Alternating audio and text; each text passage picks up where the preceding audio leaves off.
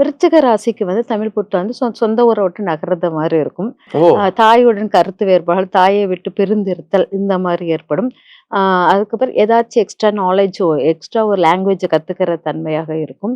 அதுக்கப்புறம் பார்த்தீங்கன்னா, ஒரு ரகசியமான ஒரு சொத்து, புதையல் அந்த மாரி கிடைக்கிறதுக்கான வாய்ப்புகள் கிடைக்கும். அப்புறம் குழந்தை பெயர்கள் அடைவதற்கு வாய்ப்புகள் அதிகமாக இருக்குது, அப்படிங்கிறத எடுத்துக்கலாம். அப்புறம் திருமண வாய்ப்புகளுக்கு நாட்டம் உருவாகலாம். திருமண வாய்ப்புகள் உருவாகும் அப்படிங்கிறத எடுத்துக்கலாம்.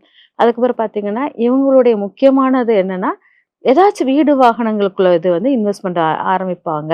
இல்லாட்டா பூர்வீக சொத்துல ஏதாச்சும் ஒரு இம்ப்ரூவ்மெண்ட் கிடைக்கும். பூர்வீக சொத்துல உள்ள மாற்றங்கள் உருவாகும். அது அவங்களுக்கு லாபகரமாக இருக்கும் அப்படிங்கிறத எடுத்துக்கலாம்.